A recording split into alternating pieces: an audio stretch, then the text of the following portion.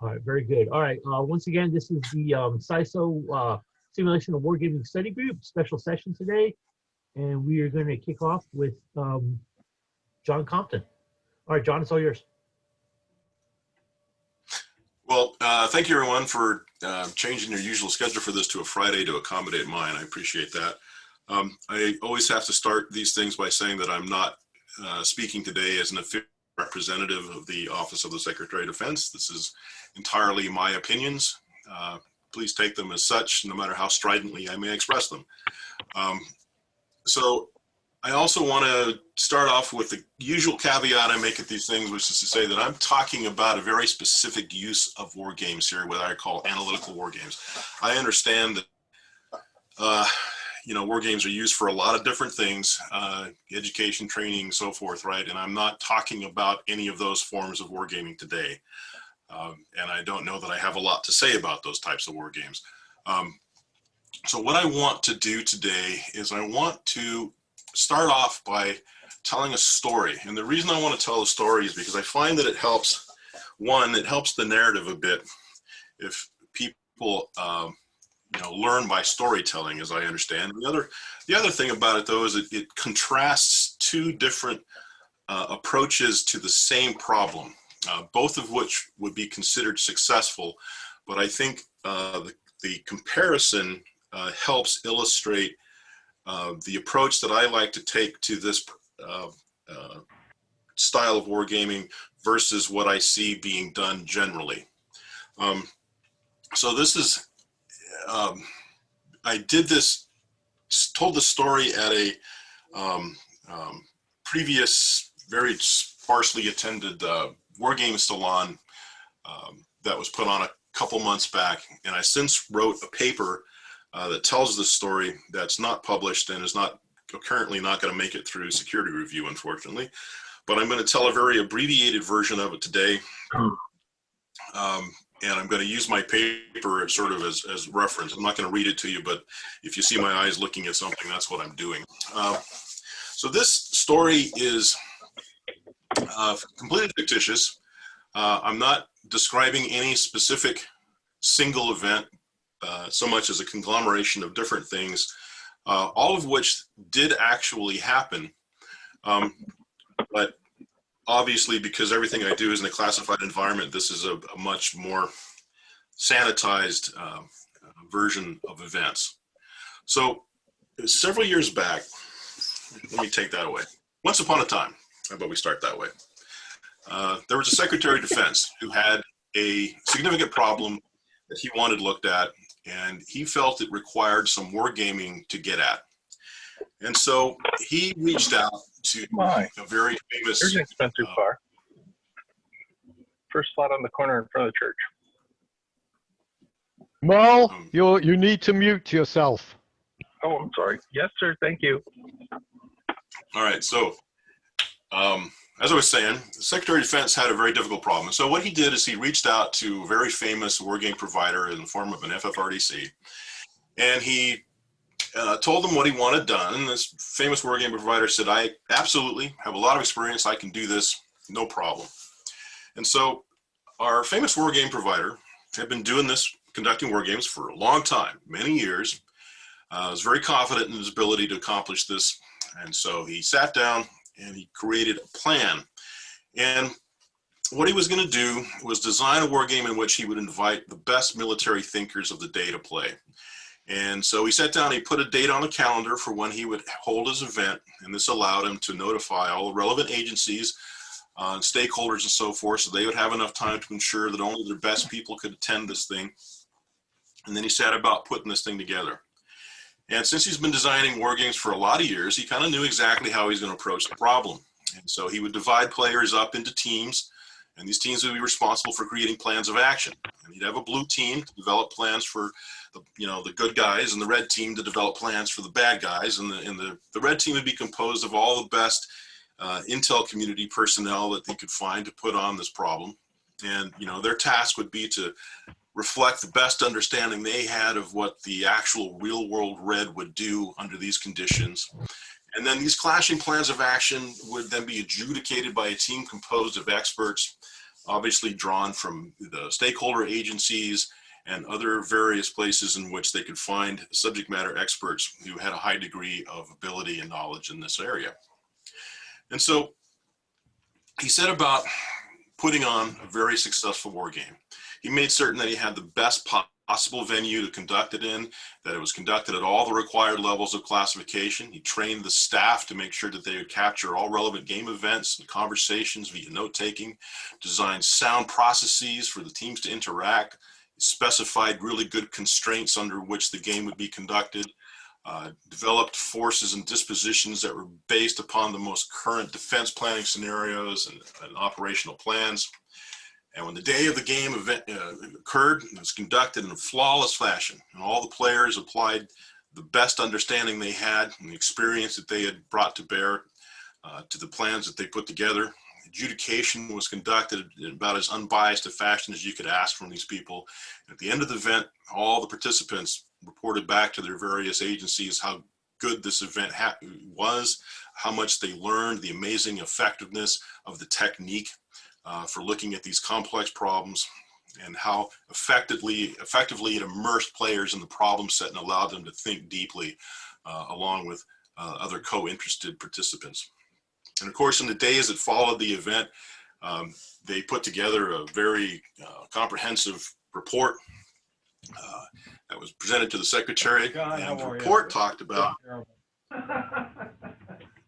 So what's going on? Good Friday. We got a hot mic out there, somebody. Hey, Bill, it sounds like your mic's on. There you go. Yeah, I'm trying to coordinate. Okay, it sounds better. So in the days that followed, they put together a report, and the report stated that, you know, the forces that Blue was able to bring to bear were not able to do the job.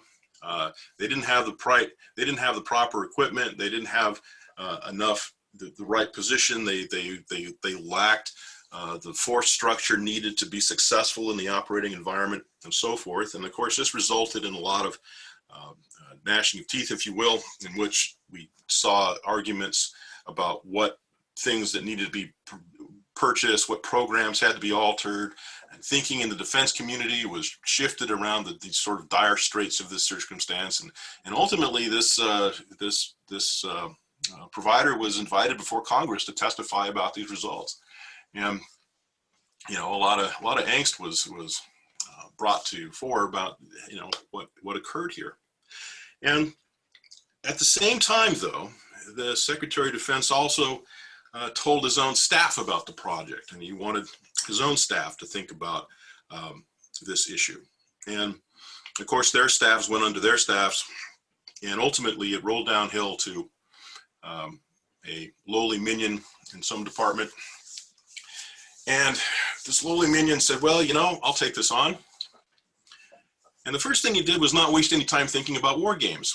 Instead, what he did was he used the budget that he was given to assemble a team of researchers. And the team he assembled was primarily composed of operational combat veterans and planners, a commercial war game designer, a research methodologist, and several analysts from a wide variety of backgrounds. And what he did was he tasked that team with conducting significant foundational research that surrounded the problem set. And so the first thing that they did was there was a lot of talk about supplying certain weapon systems to local militaries to try to create delays or so forth to make the outcome a little bit more viable. And so the first thing they did was they started examining the idea of putting these tactical weapon systems out there, and they developed a set of rigidly adjudicated, or actually they developed a single rigidly adjudicated war game along with some ancillary studies to look at this problem. And what they did was they went and got a commercial war game and retooled it to be more specific to the problems that they were trying to address. And then they brought in stakeholders from COCOMs or from other people interested in this project to not play the game, but to look at the design that they had come up with and to witness some play testing of it so that they could essentially vet that system and make sure it was doing things, producing results that they thought were consistent with their understanding of reality. And then once they had that sort of vetting process done, they played the game internally. And they played it probably a dozen times, looking at different terrain setups, looking at different weapons dispositions and different ways to conduct it. And what they found was that that particular idea was not actually going to work that well. And once they sort of came to that result, they thought, well, what we need to do now is really understand what this terrain looks like here. And one of the things that they discovered in doing a terrain study was that the operational plans and scenarios were based upon maps that had been created several decades prior. And so when they did their terrain study, they went to simply Google Maps. And what they found from Google Maps is that terrain looked quite a bit different than what the planning maps said it should look like. And they actually sprung some money to fly someone around the world to look at some of these actual places. And what they found was that human activity had altered the terrain such that a lot of the planning assumptions that had gone into the basic scenario idea were not feasible anymore, or probably not feasible anymore, because the terrain was now actually completely different. And so what they needed to do then was actually demonstrate that this change in terrain actually mattered. So they essentially set about doing another set of studies, and they also put together another more operational but still tactical level war game to essentially test what the current operational plan and scenario said was the plan against this new terrain, where that terrain was located. And they went through the same process. They went and got another commercial war game. They redesigned it to represent the actual area that they were looking at and the munitions and so forth. And they again brought in COCOM, SMEs, and so forth to witness the play testing of it. And then they played that game internally with our operational planning guys to essentially test the plan in the new terrain as they understood it, as it sat today. And what they discovered was that the operational plan, as it was written, was not only not going to work as the first war game said it wasn't, it was going to be even worse because the terrain was allowed for things to happen that would not have been allowed previously.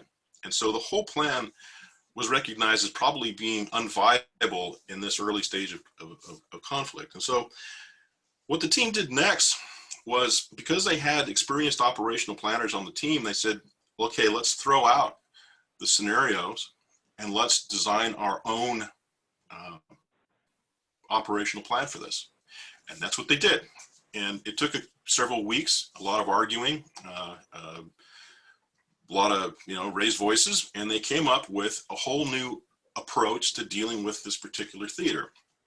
And again, they had to design a new set of war games, conduct another set of different studies to look at certain weapon systems interactions to understand how to adjudicate them properly, and went through the same process again, where they went out, got a commercial game, brought in stakeholders to vet it.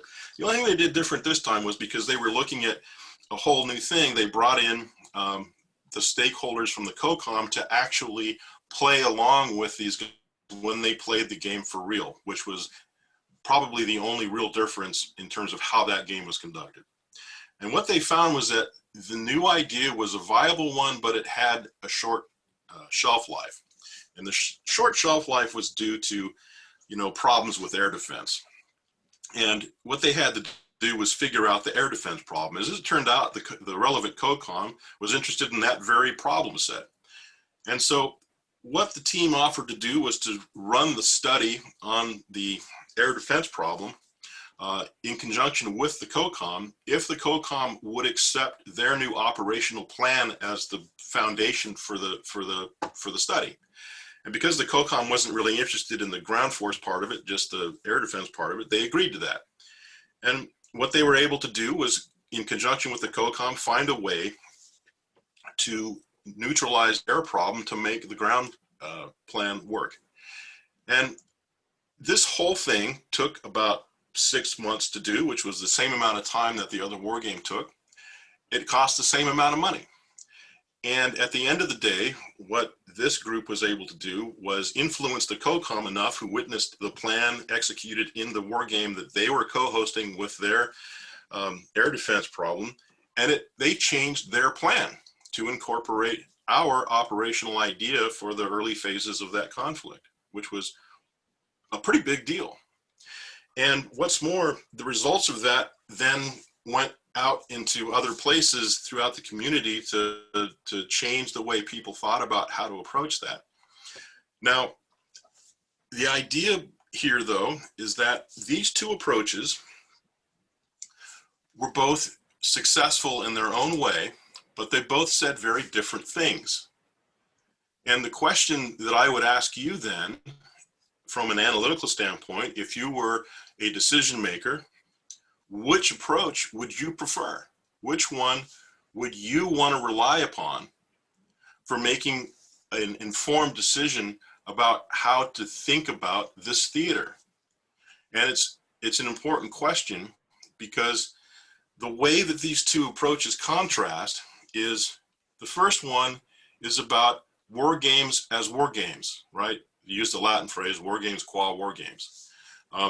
The other one is war games conducted within a broader program of research, where the war games are not done for the sake of their being war gamers, but for the sake of being a particular method that's applied to the problem set in conjunction with a bunch of other things in order to develop an end-to-end understanding of what is tractable within the theater of operation. And at the end of the day, what I get from the two products is, one product gives me what happened in an event. And what happened in that event is the culmination of the ideas and thoughts of subject matter experts in a controlled environment that is not inappropriate under a lot of circumstances, but it doesn't give me, what it does is it tries to understand decision-making processes. The other is about trying to understand the complex dynamics involved in a particular theater of interest. And what it does is it gives me a way to think about the trade spaces and the operational ramifications of any given approach or decision that I might make. It gives me insight into that. It provides a broader foundation of understanding. And what's more, the expertise that I've developed from conducting that research resides in that group of people now, as opposed to having been an event conducted by people who are transient and not necessarily together all the time. So I have one product, or I have now a team of people who have developed a set of expertise, and over the course of the thing, it's cost me the same amount of money and it's taken the same amount of time. And I would go so far as to say, one serves an analytical function and the other one really doesn't. But the other one is what, as a member of OSD, I see all the time. While the one that is a process of research, I don't ever see at all, except for the times that I conducted it with the team that we put together in OSD. And so when we get this question of, what does OSD want from wargaming? My answer to that question is that we want war games that are not giving us what happened in the war game, but that are conducted as part of an analytical process to provide a functional foundational understanding of a complex problem set in which senior decision makers have to figure out how to make decisions. So I'm going to pause there. I see in the chat thing there's a bazillion posts there. Haven't read any of them. So I'll pause here. If anyone has any particular questions or comments they want to make, let's shout them at me now, and then I'll put up some slides and talk a little bit more specifically about the process that we used. Yeah, I think we had a couple of comments from Phil, and then a comment from John Hanley. You guys go ahead if you have any comments. John's going to hate what I'm going to say, but that's okay.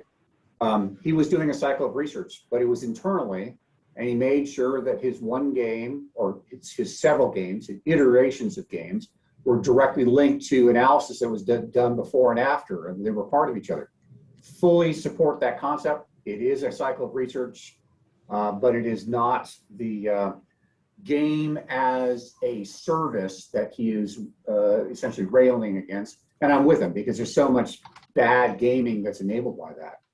However, I have a company that does multi-method approaches to these things, and I certainly would love to know what contract I can bid on so that I can offer my multi-method approaches to address problems exactly as he's describing.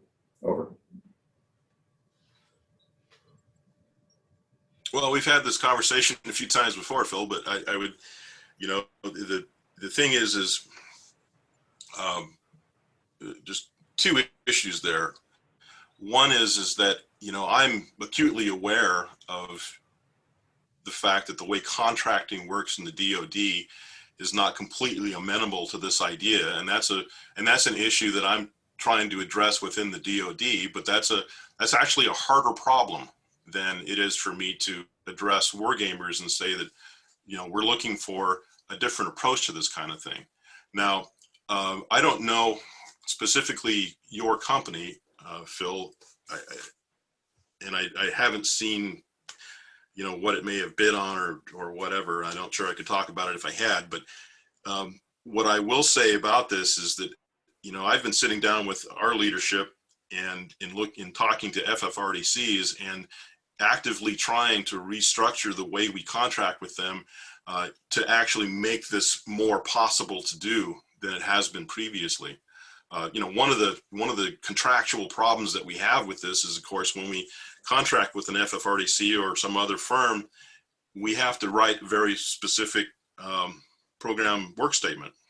And a lot of times contracting vehicles are not amenable to saying, well, what we want is a set of specific manpower that we want to develop a bunch of analytical products from. That doesn't often show up that way in performance work statements. It's more like, we want you to perform this game for us and what have you. So there's a specific amount of knowledge that has to be developed on both sides of that fence. And since I'm not talking to a group of DoD contractors, I'm talking to a group of wargamers, I'm addressing the part that, this group has control of, not the part that the DoD contractors have to address.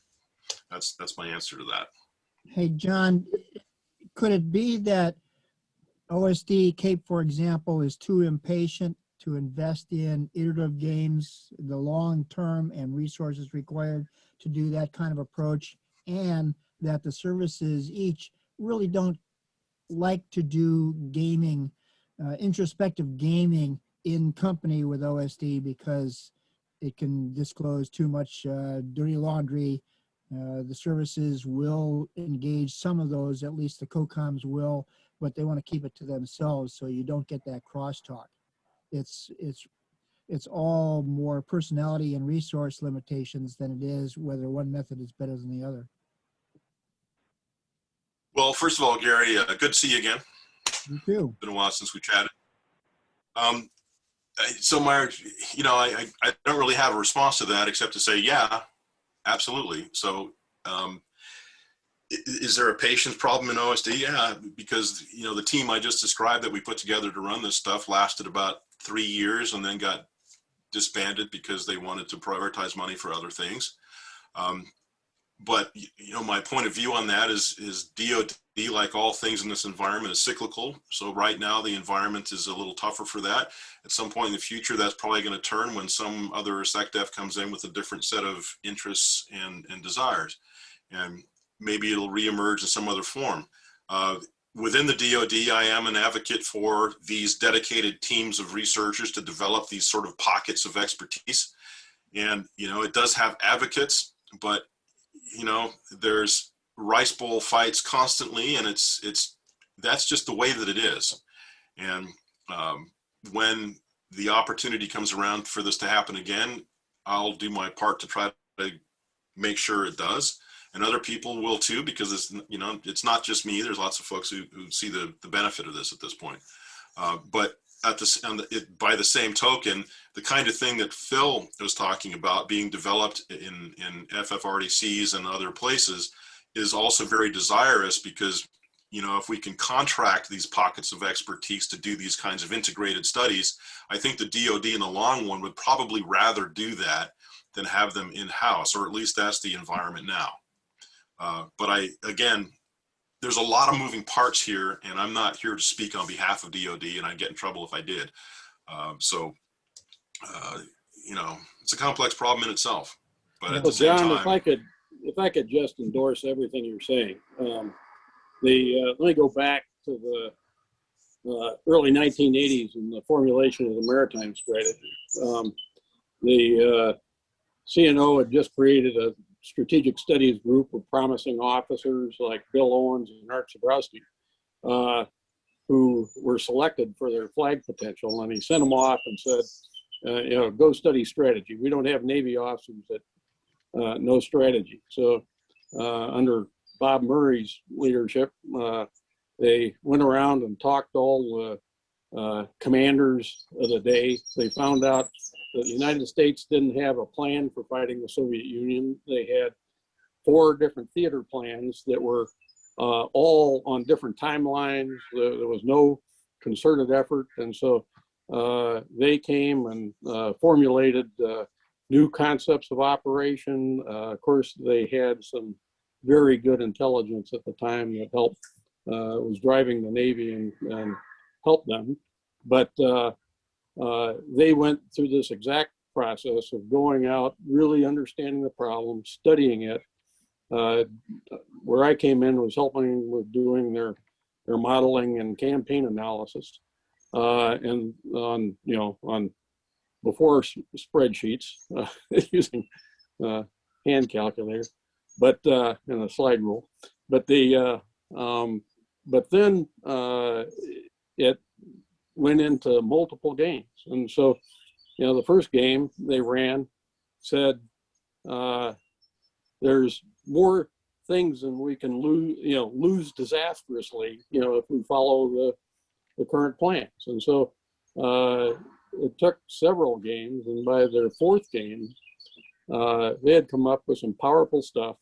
It resulted in the Vice Chief of Naval Operations and his core group coming up, spending a couple days in Newport, going over the details of this game.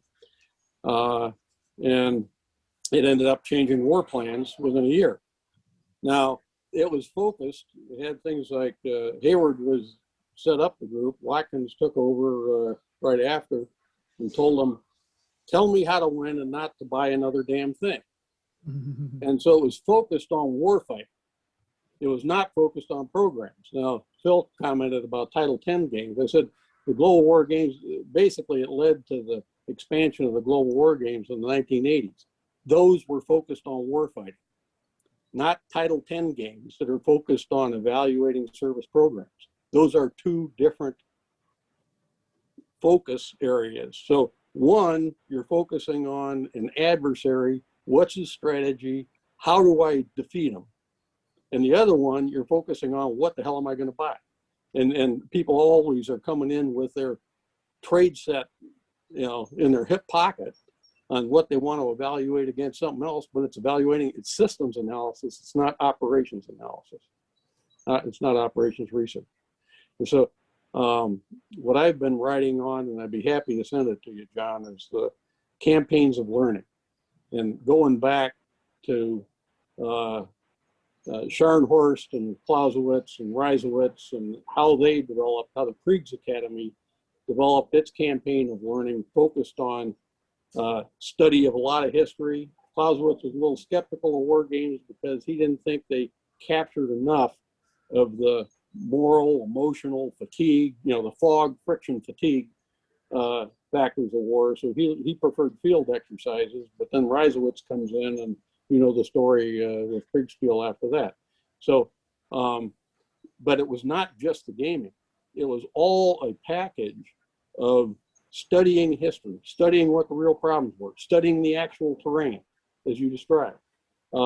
Then going in and, you know, developing games and getting the officers who would be involved in actually executing those operations to work through the issues. And so that campaign of learning, and then Stephen B. Luce wanted to replicate that. And when he created the Naval War College, he created Naval Institute Press, was the first thing that he created to try and get officers writing and thinking about stuff. And then he succeeded in creating the War College and getting gaming going at the War College. So that whole, it was not just wargame. It was the whole idea of campaigning of learning. None of us really knows how this is going to work out. And so the only way we can deal with it is to attack it from a lot of different perspectives, see what tends to make sense, and then act on that. And that's called logical tact, but I've talked long enough. Thank you very much. I wonder if, Yeah, so I would, if we wargamers just hurt ourselves because we want accuracy and precision, that we make the games too complicated to be easily digestible by the customer. If it's a big intricate problem, it takes too long, and the report is cumbersome, it doesn't sell very well. It sits up on the shelf maybe, and so we hurt ourselves by doing that. I'm a child of global That's part of wargaming. wargaming design 101. If I could Yes, jump in here for a second, our customers are supposed to be sophisticated warfighters, fully capable of handling real war in the real world. If they cannot handle a distilled, simplified version of a war, known as a war game, we have a really serious problem that goes beyond wargame design. Over. No, but if your adjudication process takes 3 days for a 1 hour move, there's something wrong with your design. Concur. yeah, so let me jump in on this. real quick. How's the Alpha would disagree with that as But turning how's the fish- alpha is for a as- completely different purpose. Now let John It's talk. for I'm analysis. I'm out. All right, so a couple of points here that are all kind of interesting things to pull on. Let me go back to John Hanley for a second. I would add one thing that's problematic, that makes it even more problematic today, is that a lot of the plans that are developed here are no longer about warfighting, they are demand signals. And as a result, the actual warfight plans are not actual tenable products. Now that's an opinion, but that's my opinion, and that's unfortunate. And so what you're talking about in terms of figuring out how to conduct war fights has become substantially more rare. And when it is thought about, it's thought about in sort of these one-off single event war game products, as opposed to more consistent programs of research. And that's really the deficiency that I'm trying to address with respect to wargaming, but it's not the complete picture. It's about trying to change us. It's about working with a coalition of the willing, trying to move us back in a direction where we think about how to win these fights as opposed to how much shit we want to buy in the next palm. So moving beyond that, making the war games more complex, Gary, you know, there's something to be said for that. And in conjunction with Stephen's comments, I mean, I agree with you, Stephen, but the issue here is not about the capability to learn it. It's about how much time any of these people actually have to apply to the problem, which is why we conducted our games in-house, because the war game sets were complicated and we didn't have time to teach someone outside how to play it. So we played it with them observing so that they could see what the results were and could comment on it or comment on a different approach to maneuvering and so forth. But none of the actual process of playing the game did we bother to lay upon people that we would bring in to observe, because we just didn't have time or interest in doing that. We brought in, that's why we had these competent operational experience planners. These guys were Iraq, Afghanistan war vets who had run planning shops, who understood this stuff well. And you know, and they weren't war gamers, and they, you know, sat down, took the time, played these things out, crunched through them. And I have to say that as much as we as war gamers enjoy what we do, these guys didn't. They complained all the time about how they would wake up at night thinking about moves and were just burnt out on doing this because they played the game 14, 15 times in a row over the course of weeks. It was kind of grueling for them, but it was the process, and they stuck with it because they understood the value of what it was doing. And the value is what John Hanley just described, is they were for once thinking about the conduct of the war fight as opposed to thinking about, you know, whether or not some system was worth investing in, which was, I think, you know, a good thing. So any part of that I missed, maybe move on to another comment or question, or else I can push slides.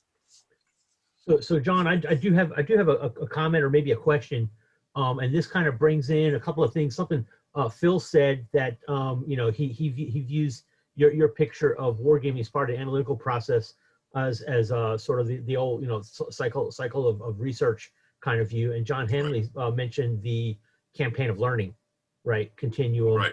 And if you read any of the recent or even not so recent, you know, books that bother to try to describe what wargaming is, they all point out that wargaming has to serve a purpose, a higher purpose. It's part of a different, you know, it's part of some kind of different objective, and it's serving a goal, reaching that. We included that in the work that we did for the Marine Corps last year from Georgia Tech and so on. So how is it, I hear that you're making the point that war games as part of the analytical process, wargaming as part of the analytical process is in some way different. It seems like that's just the purpose that the war games are serving is to support the analytical process. How is it specifically, do you think it's different than wargaming for other reasons, like say, you know, COA analysis or futures exploration, or even like you said, you know, looking at what to put in the next, you know, palm goodie bag, you know, whatever it is?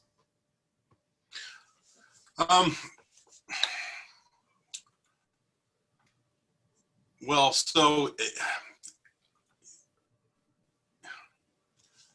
my gears are turning on that a bit. So first of all, I mean, war games are conducted for a lot of reasons.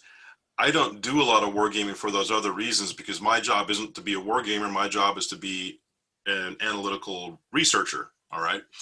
And so when I think about war games for these other purposes, you know, you design for the purpose. So for instance, one of the points I make elsewhere is the concept of immersion, right? So whenever we talk to someone who's going to talk about doing war games, design and conduct and so forth, they talk about it, the immersiveness of it. And so in something like training or education, or in some of these other processes you describe, immersion, for instance, is a very important factor and needs to be designed into the game. For the war games that we ran and designed, immersion is irrelevant. I don't care how immersed they are in the role of being a combat commander. I want them immersed in the problem set.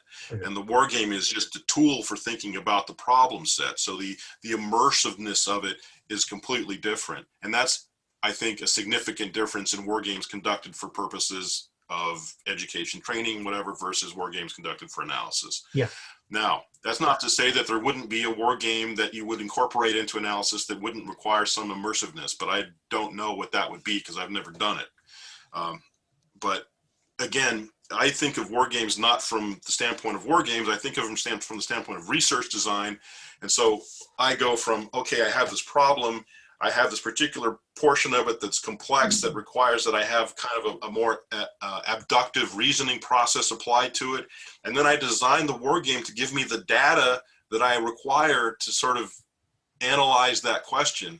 And I think about the design entirely from the standpoint of giving me that data, not from the standpoint of immersiveness or any of these other things, right? Whereas if I were designing for an educational experience or something like that, I'd be thinking a lot more about the immersiveness of it and how to get people, you know, thinking about their particular role in a process or something like that. And that's a whole different ball of wax and a different approach to thinking about the design. Does that answer your question? Yeah, I think I'm starting to see, you know, how you're viewed it differently. Yeah, definitely. Yeah. Okay. Good. So if nothing else, I'm going to push. No, it begs, what you just said begs the question. Why did you use commercial games? Because you like them? No, I use them because I don't have time to design these things from whole cloth. And one of the reasons I brought in a commercial war game designer was so that they could rapidly take a commercial design and remanufacture it into something that was appropriate to what we needed. Because what I don't have time to do is sit around inventing complex system modeling to show how, you know, vehicles move across terrain, things like that, because that stuff's already out there. If I want CRTs or whatever, they already exist. So I use commercial games to essentially mine those things, and we'd find one that was at the right level of analysis, micro tactical, grand tactical, operational, whatever, and essentially just modify those systems using PK data that we knew was correct. And so we'd re-manipulate the CRT or whatever it was. If we didn't like the uniform probability distribution in their CRT, we'd change it the way we wanted it to be. But the point was is that it very drastically reduced the amount of time we had to spend in game design and allowed us to focus on what the game had to accomplish and just essentially lift systems from other places that would be perfectly appropriate and not have to be designed from scratch. And that's why I'm a huge advocate of someone who's going to do wargaming for at least analytical purposes, that they immerse themselves in the commercial wargame industry, because it is an immense help. And a lot of these problems have already been thought about by people, and there's already a lot of different models and systems out there that you can just go lift and modify to your purposes without having to figure out how to invent them from a whole cloth. And that saves a ton of time. And when you're trying to do these, you know, research processes, you're in a limited time frame, so you have to shave the time off wherever you can, and that's a very effective way of doing it. It's not that I love commercial war games and so forth. It's simply an expedient. But I do like commercial war games. Yeah, John, a quick clarifying question. David Redpath asked if you're talking about commercial digital war games or analog war games, tabletop or computer. Analog. I have to be able to see the systems. In a digital war game, I can't see what the, you know, it's a black box. I have no idea what it's doing. Right. I'm trying to lift the systems, right? So it's an analog war game so that I can see what the CRT is, how it's constructed, how it models movement, how it models distance and time, all these things, right? I need to be able to see that stuff because I'm doing manual war games. I can't lift that out of a commercial game, and I don't have time to do. Lift it out of a digital game, and I don't have time to apply digital games. You know, things, digital games, you know, I design war games for very, very specific kinds of data output. There's almost no likelihood that I'm going to find a digital game that's going to be put together the way I need it to be put together for my specific problem. And I'm not going to pay hundreds of thousands of dollars in licensing costs to get someone else to change their black box for me when I can do it using a manual process in a matter of hours or days, simply by having a board game and a design expert and some SMEs that are guiding the process, right? Analog meaning tabletop. Tabletop, cardboard, map, yes, absolutely. Rule book, absolutely.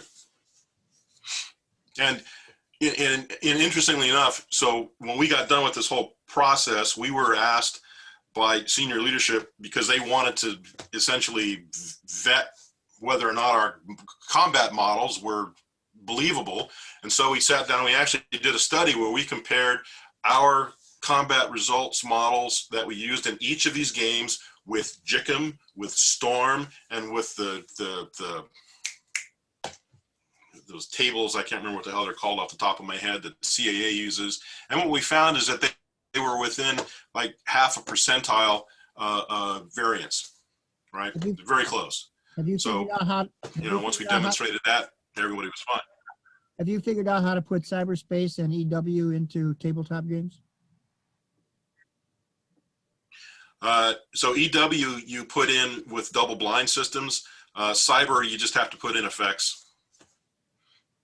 Yeah. There's that's probably a topic for a different talk. We could spend hours on that, but there have been successful and not successful attempts to include cyber in tabletop games, and that's actually probably a good topic for a future discussion. Yeah, I'd like to hear that, Charles.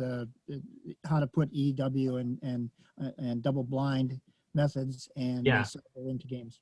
So yeah, I have. I'll get in touch with you afterwards or offline, and I'll send you some stuff, Gary. Okay. And the thing is, it is doable. We did a significant double blind game by essentially incorporating a. Well, Gary, you remember the tool Swift. Some of you may have heard of it, some of you may not, but it's essentially a sandbox for electronically representing war games. And we were able to represent various cops in different spaces while having a main cop in a control room. And it was a manual game that required a lot of people manually inputting data at the various terminals, but it was completely double blind, and it incorporated all the EW, ISR effects that we wanted to explore. It's the only way we could do it. And, you know, and we did it that way because it was exactly those things that we were interested in looking at. Had it not been a specific thing about EW and ISR, I wouldn't have done a double blind game, because it's a hell of a lot of overhead to conduct from a gaming standpoint. But Swift is a digital game. Well, Swift is not a game. It's a way to represent a manual game digitally. So it's kind of like a cyberboard or so forth, or I can't remember what the current tool is that everybody uses. It's like Vassal. Yeah. Yeah, it's like Vassal, but it's a government product, and it's a lot more powerful than Vassal is in some respects. But it's the same concept. So you're representing a manual war game, but you're representing it digitally. And they were still playing the manual game in the rooms. There were still maps and playing pieces. We just had some poor, you know, typist sitting there inputting all the moves digitally into the Swift so that it would be represented on the main cop. And the control room could then do all the EW adjudication and send that, and ISR adjudication, and then send that out to the other table as new information that person there then had to express on the map so that they could incorporate that into their planning, right? And that was how that worked. Yeah, I remember. And it was very successful, but it required a lot of overhead in terms of people, you know, typing in terminals and taking notes and so forth. But definitely can be done, and that's the way you would do that. Cyber, on the other hand, you know, I would say with cyber, it depends on what the question is you're trying to ask, and a lot of cyber questions aren't askable because they exist at levels of classification that don't allow you to really explore the detail of it you need to explore. It's a hard one. But John, like, can I just make one comment on cyber? Sure. Yeah, for wargaming really to take off, the technology of the time was cartography, making maps. I mean, maps were so important, they were included in peace treaties back in the early 19th century. The problem with cyber is, one, you're looking at logical, personal, physical levels. And every time I ask somebody to draw me a map, you know, I worked on when the Chinese attacked the Pentagon in 2007, we had this gig mission assurance program, and nobody could even agree what the gig was. And so if you can't draw a map, you don't know what the system is you're working with. And, you know, then you're dealing with, you know, the level of speculation and abstraction just becomes out of sight. And so until we can draw maps for cyber, I think we're going to have great difficulty gaming it. Yeah, again, I think it's a question of what question regarding cyber are you trying to answer, but John is essentially correct. If you're trying to just model the cyber itself, there's just essentially a physical representational problem there with something that doesn't actually have a physical representation. So that's a significant challenge. But again, as Charles said, that's an all-day conversation. We should probably have some other time. So I'm going to share,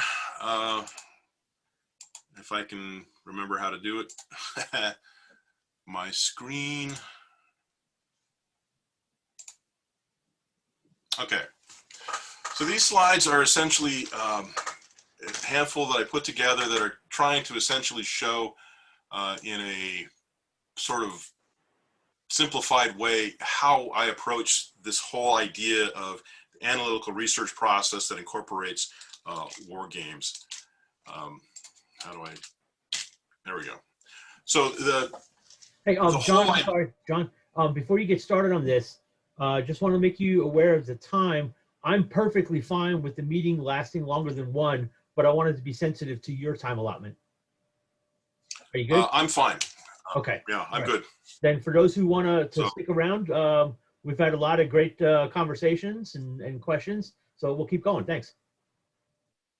Sure, and I'll try to get through these slides. There's only a handful of them. I'll try to get through them in the next 10 minutes so that if you have to go, someone else has to go, that's fine. You see the whole thing. But the idea here is that there's this concept of an analytical research project process that has sort of these 3 levels in which we talk about the strategic context of which this analytical process is going to occur under, the analytical architecture that defines what that process is, and then what I call the methodological toolbox, under which lie all the methods that we bring to bear to sort of come up with our analytical architecture. And then we have the concept of existing data, which we generate through the process of literature review. Now, the strategic context is the thing that we have to understand from the outset of our project. It's why we're doing this in the first place. It's understanding what the study question is and what the organizational goals that underlie that study question are. It incorporates things like operational planning and so forth. This is stuff that most of you are probably completely aware of. But as you all know, it's all about the question and understanding the context of the question before we can start to think about what analytical architecture needs to be to address that question. And then the analytical architecture is sort of the construct of research that we use to address that strategic question. And that construct is composed of essentially two buckets of things. The first bucket is things we already know, and the other bucket is things we have to discover to answer the question.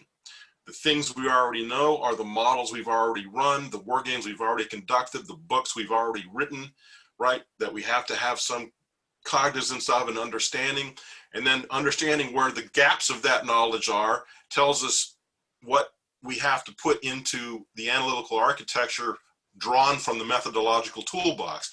And the methodological toolbox are the tools that we use to generate new knowledge, to generate new data that essentially provides what we need for our analytical architecture. And the thing that's really important to understand is the methodological toolbox, we don't need to use any or all or any combination of any of these things. It's the analogy I make here is it's sort of like the architect and the tradesman, right? The tradesman is the guy who understands statistics or understands modeling or understands mathematics or understands wargaming. And the architect is the guy who has to bring all this stuff together to create a building that's going to serve a purpose, okay? And then that methodological toolbox, of course, is the sets of things we use to generate that knowledge. And to me, I don't have a rank value with these things. They're all tools to me because, you know, I'm trying to be an analytical architect, right? So if I need wargaming or I need simulations done or I need to do statistics, there's different experts I'm going to go to help me generate that stuff. But the thing is all of these things to me are methods, and there's no distinction to me between these methods in this respect. There's nothing unique about war games that isn't different from the uniqueness of a statistician or something of that nature, which, you know, hurts a lot of our egos sometimes, but I really do view it that way. And honestly, I think we would do well to kind of view it that way ourselves. So we have this sort of notional analytic architecture example, and this is for what I would call a complicated problem versus a complex problem. A complicated problem is one that is mathematically tractable. If the combinatorics may be intractable of it, that's possible, but it's still a bound system that with enough computational power, I can generate an answer to. And so looking at a complicated problem for an analytical architecture, I'm not going to use something like wargaming. I'm going to use models and simulations or other quantitative kinds of tools to get me what I need. Whereas if I'm going to look at a complex problem, I need to have something that allows me to explore things that are less defined. I need to apply, rather than deductive and inductive logic, I need to have something abductive to this, where I'm going to essentially take my best guess at what I would call a theory of success, what that theory of success might be, and then look at ways to test that theory of success using other methods or other kinds of war games or whatever it may be. But the process here again has to do with having a question that comes from my understanding of the organizational goals, using existing data through literature review to inform as much of that as I can, conducting initial sets of studies that inform what I do or do not know or can discover rapidly about my problem set, and then moving into different levels of analysis that are going to inform and generate the data I don't have in order to get me to some kind of narrative that allows me to explain what the trade space terrain looks like so that I can inform a decision as opposed to tell somebody what the answer is. All right. And that's a significant difference between complicated and complex. In complicated problems, I'm going to provide an answer. In complex problems, I'm going to provide some level of understanding of the complexity of the environment that allows us to make an informed decision. I'm not providing an answer. And that's a significant difference to recognize between those two things. I have this thing that I've kind of put together called the methodological application matrix. And the idea here is to sort of distinguish between the kinds of tools you're going to apply to different levels of complexity and problem sets. And, you know, as the complexity of the problem increases, you need to start using mixed methods as opposed to single methods in your analytical processes. And I break this down, and of course, I'm not intending this to be the end all be all in this. This is fairly notional. But you have sort of these basic physical science problems that you can use statistics or models for. You have sort of basic social science problems that are maybe economics or model simulation based. I may do something that's decision analytical, right? That's still not really war games yet, but decision analytical are things like game theory, decision trees, SWOT analysis, right? We've done that kind of stuff. It's a little more squishy, but it allows me to gain insights into decision-making processes. And we have sort of complex interactive problems that, you know, we get at through systems theory, that kind of thing, where we're talking about biological systems, things like that, which are cascading downwards in terms of levels of complicated transitioning into complex problems. And then we have what I call the complex cognitive problems. And these are where the warfight problems exist, right? And to get at the warfight problems that are complex cognitive problems, I need things like Wargames, TTXs, that sort of thing. And I also believe that things like neuroscience, behavioral, cognitive behavioral science, so forth, lends us insight into this as well, because, you know, we have specific kinds of group behavior that we see, primate behavior, so forth, that inform the way decisions get made in groups of people. And there's lots of political science theories that underlie some of that, Buena de Mesquita and so forth, with, you know, leaders, primary decision apparatuses about maintaining power, and that there's lots of context to explore there. But these things are informed by looking at sort of these complex cognitive competition spaces, which we don't really have quantitative tools to explore that. But all of these things interact in ways where, as we get into more complex problems, we need these more abductive kinds of systems to think about. And then this is sort of what I call my notional wargame development construct. And this is kind of how we put together our wargames, how we design them, right? And you start off with your initial planning process where you have some sort of unstructured complex query, which is something like, I've got, you know, half a dozen BCTs. How do I use them to fight this theater or something, right? That's a kind of an unstructured complex query that you know, sort of have to break down into something. So you start hypothesizing about a theory of success. How do I think I could be successful with that? You develop your requirements and assessment, develop a description of what an analytical architecture might look like to address that. Start thinking about, if you got a war game, then you move into sort of the design, test, evaluation part of this, in which you come up with your rudimentary game design. And I advocate, again, as I said before, that you go to a commercial repository and essentially use commercial designs as a basis, because it's going to save you a lot of time rather than develop the stuff out of whole cloth every time. You go through play testing and what I call SME system vetting.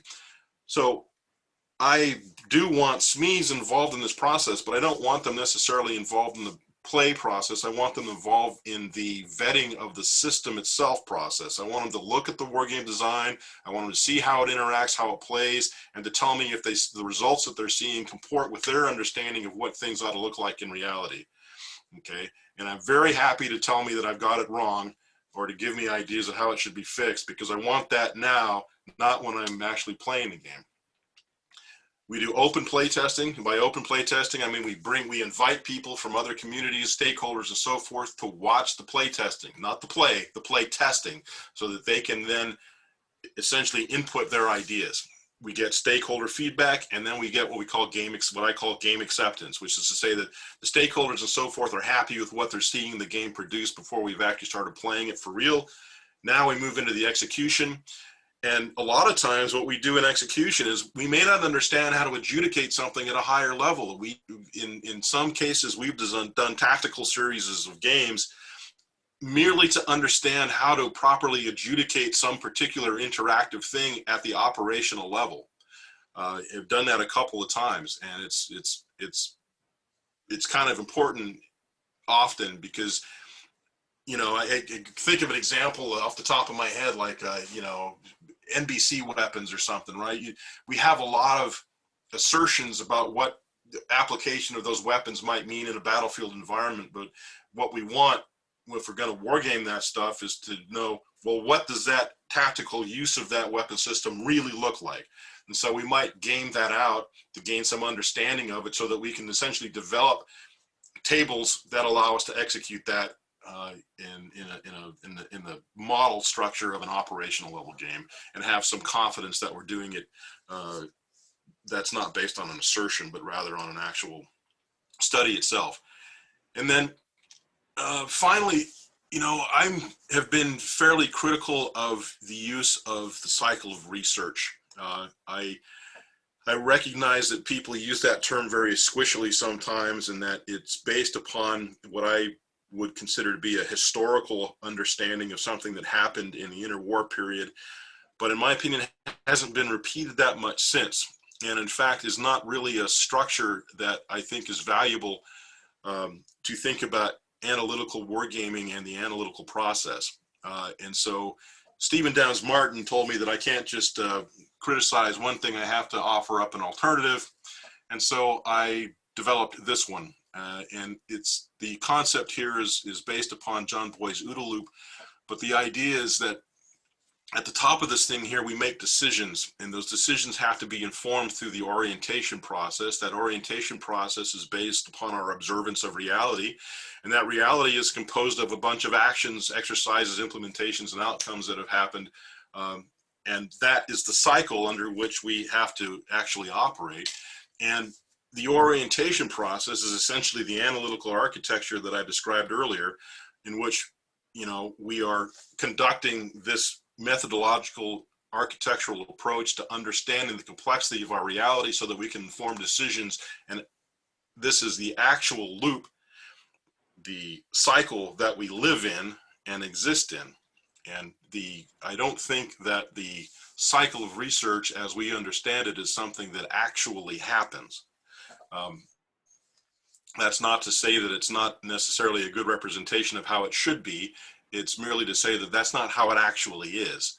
And because it's not how it actually is, I don't think it's necessarily a useful construct. At least it hasn't been for me. So the other part that I would add to this is my whole approach to a lot of this has to do with thinking about the idea of the black swan. And most of you are probably aware of what a black swan is, so I'm not going to repeat all of that. But what I'm going to say is that usually when we think about black swans, we think about these events. And I don't think that that is the proper way to think about these kinds of things. To me, what a black swan is actually it's a mundane event that has an outsized effect. And the reason it has an outsized effect is because we haven't properly understood the level of complexity of the system that we're interacting with. And because we haven't understood it, our institutions, our approaches, our plans now no longer mesh with reality. They become out of sync. And as they grow out of sync, we become more and more susceptible to these black swan events, and our desynchronization is entirely a result of our lack of understanding of the true complexity that we are currently existing in. And this cycle is the one that defines that complexity. And if we don't reorientate ourselves using this analytical architecture methodology frequently enough, we'll get far enough out of sync and make ourselves more susceptible to it. Whereas if we continually do this in a rapid way, like you would do in an OODA loop construct, we would actually have a much better understanding and make ourselves more resilient and be able to mitigate against those kinds of events much better. And I consider falling into a war to be a black swan event. And it's something that I think we can avoid or prevail if we allow ourselves to properly understand the environment under which we're interacting. And this is how I think about this. So anyway, that's the end of this presentation. I hope that was of use to everybody, and I am willing to entertain any additional questions, comments, or invective. I hope that was useful.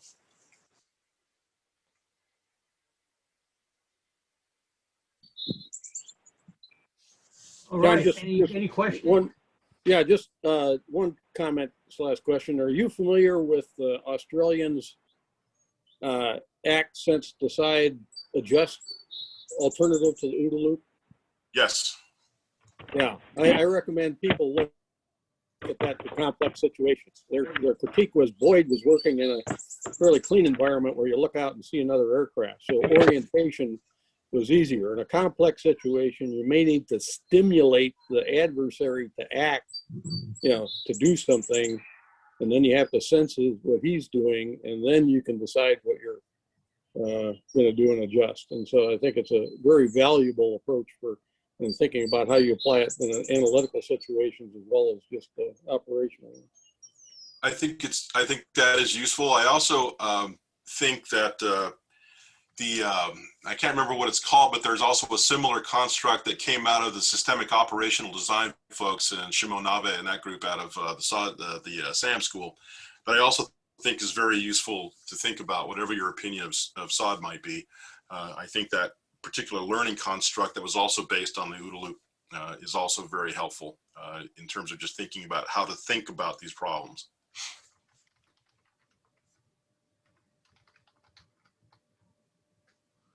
All right. Anything else? Any other questions, comments? No, I'd just like to thank Jon for the presentation and his insights, because I found that more than quite stimulating. The interesting thing about our study group, we're looking at how we can bring simulation into the world of wargaming, but you also identify where actually sometimes we have to step back from digital tools and reinforces the use of some of the analog methodologies that we were used to in the past. I think one of the challenges we face, though, because wargaming has had a renaissance, as you know, in the last few years, with all the various commands, particularly in the UK. But I still don't see much evidence of its application certainly in the army or other things, in what I would say as part of the course of action analysis process. Any comment on that, Jon?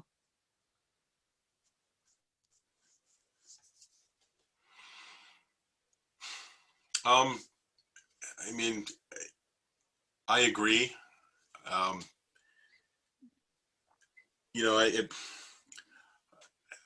going to be blunt for a moment here, since there's less people on. I've been continually disappointed by almost everything I see coming into my department that's based upon war games. Now, that's not to be condemning of what everyone's doing with respect to war games. It's simply to say that the Renaissance, as you described, has in fact created a lot of interest in it, but it hasn't created a lot of change in it.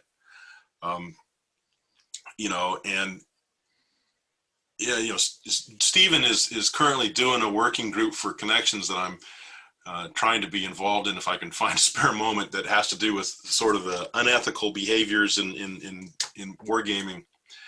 And to me, one of the big unethical things that I feel is happening in our industry is, despite the sort of interest and renaissance in it, it hasn't provoked people to change the quality of what it is that they do. And I have to be careful here. I mean, I could name a lot of names and so forth, but I'm not going to. But you know, I've seen over the course of just the last year or two, millions of dollars spent on single war games that were just utter catastrophes, that produced nothing of value that we didn't already know, wasted the time of hundreds of people, and you know, and what happens, you know, at the end of the thing is the people who put it on, you know, rather than learn from the experience, just walk away and talk about how great a job they did. And nobody wants to grade anybody's homework in a negative fashion in our current environment. And I don't think, well, I think it's nice that we're polite to one another. I also think that we're not really helping ourselves by essentially allowing what is not good work to skate by uncommented on. But when I comment on that, I do it in my own environment at work. I'm not going to do it out here in public. Yeah.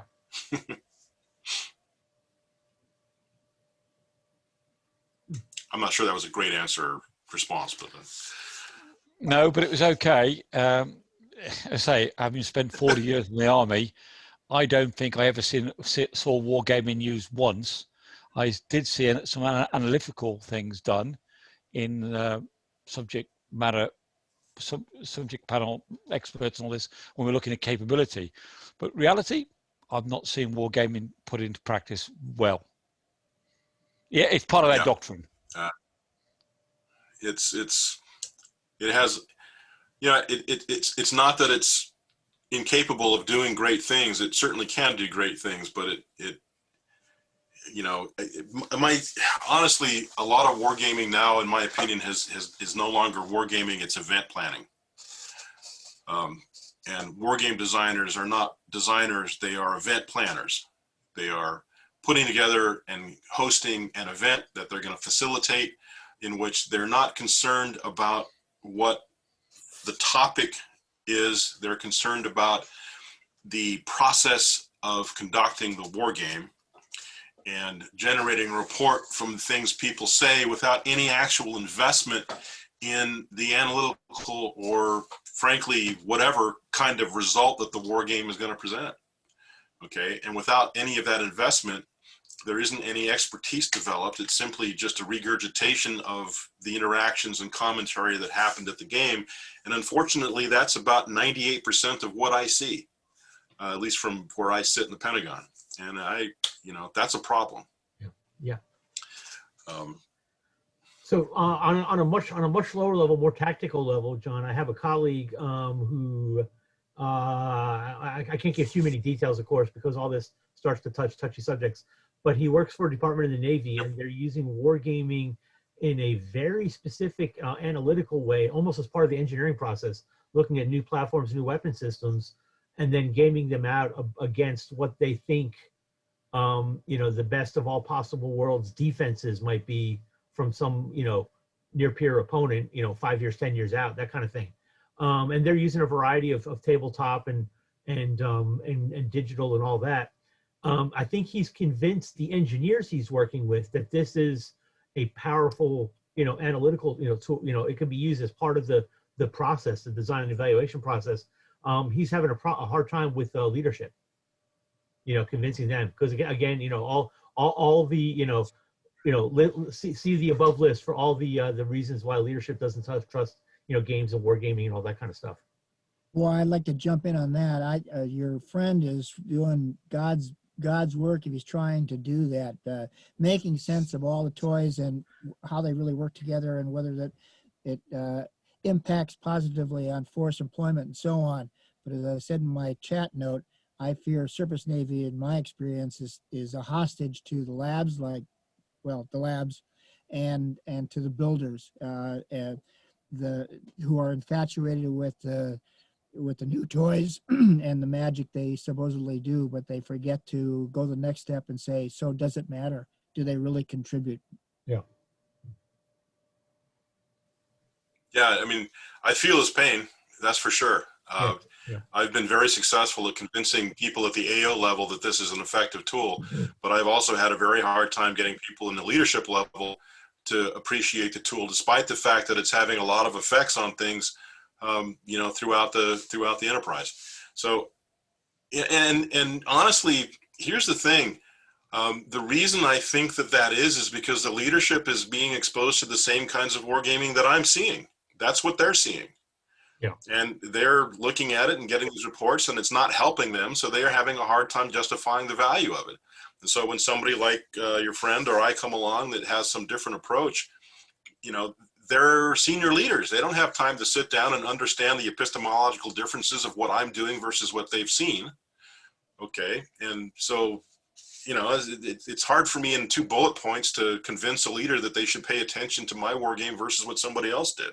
Sure. That's sure. a very hard call. So the only thing that we really have to look forward to is if we can do enough of this at the AO level, as those people move up the ranks and become senior leaders, they have the knowledge and experience to know that there actually is something out there that can be done.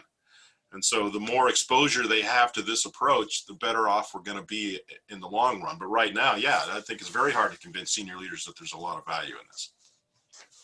I think a root cause here is the lack of education and training in analysis amongst senior leaders. All too often, a wargaming course is a design course, which then turns into what John has mentioned. It's an event planning course. The missing link is, how is the war game going to inform the decision that the sponsor who sponsored the game in the first place needs to make? And if, you know, most military have learned a little bit about wargaming doctrinally from Koa gaming, Koa comparison. It's given a hand wave.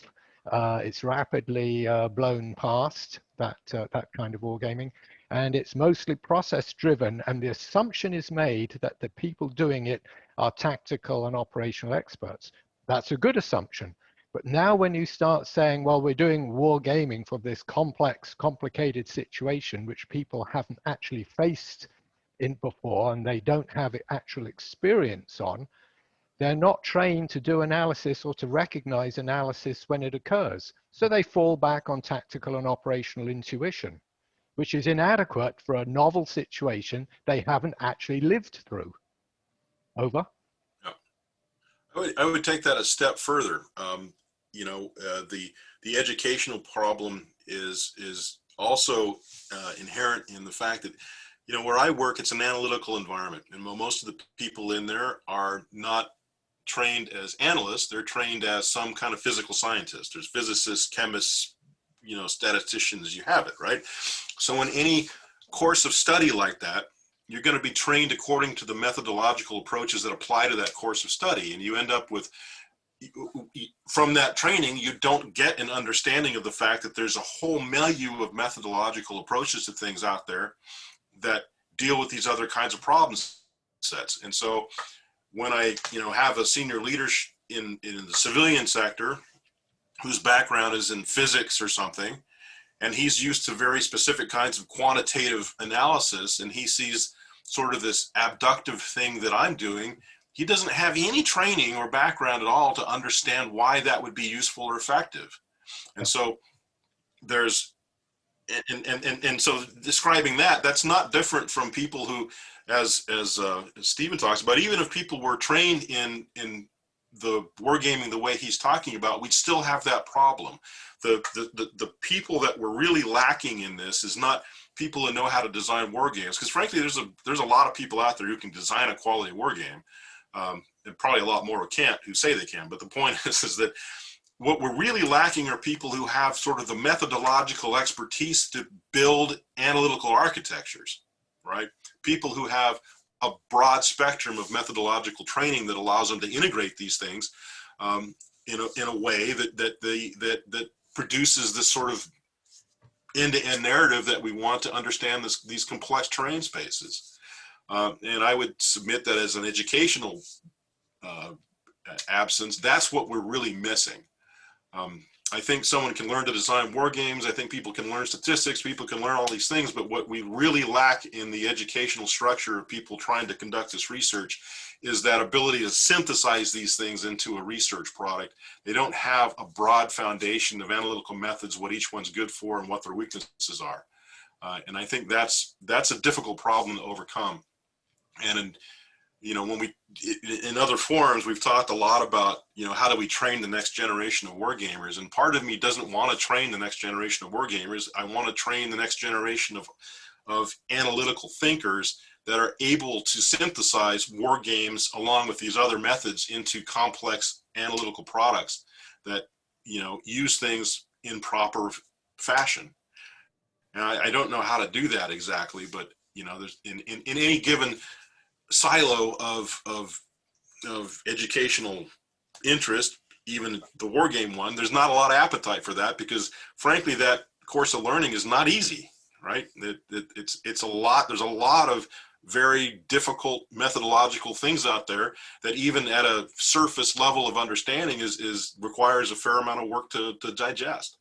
So, well, you know, not only is it not easy, there's the other side of that problem, which is too many military officers, well, too many people in general, believe they already know how to do it. The number of times I've had 06s tell me that they are personally analytic experts by the very fact they've been promoted into positions of command, that somehow they already know how to do analysis. So why would they learn? They already know. That's a tautological hot mess right there. Yeah. Yeah. But it's a completely common one. Yeah. And it's, you know, the problem is when we're dealing with people in our environment, we're dealing with people who already have their degrees. They've already been to college. They don't want to go back to class and have to learn how to, you know, run an OLS model or something, right? That's just, and so it's a hard sell to get people to recognize that, you know, what we're really lacking here are these sort of architects, because there just aren't very many of them. And, you know, they're kind of a unicorn in many respects, because they're just, it's not like there's I can go to the university of vast methodological approaches and come away with a degree in you know, research design. You can, but usually it's in some, I mean, so like I have a doctorate in methodological processes, right? But it's out of a political science department in conjunction with a mathematics department. And I don't know every single approach. And they certainly didn't teach me anything about war games. I just happened to be a war gamer on the side. So on my own was able to figure out how to incorporate this stuff. But there's not a lot of people like that. So happy coincidence, but I think we need to train people. It's not just military, you know, because we're working in wargaming, we sort of tend to beat up on the military chain of command.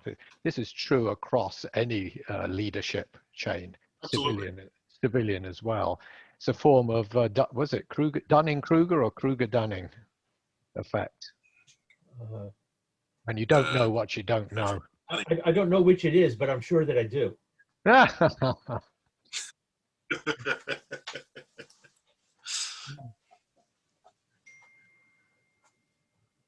All right, John, thanks so much. I'm going to go ahead and plug on the recording in a few minutes.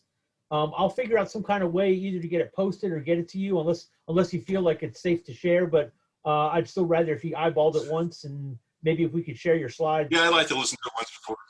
Yeah, absolutely, absolutely. Everyone else, thank you so much for attending.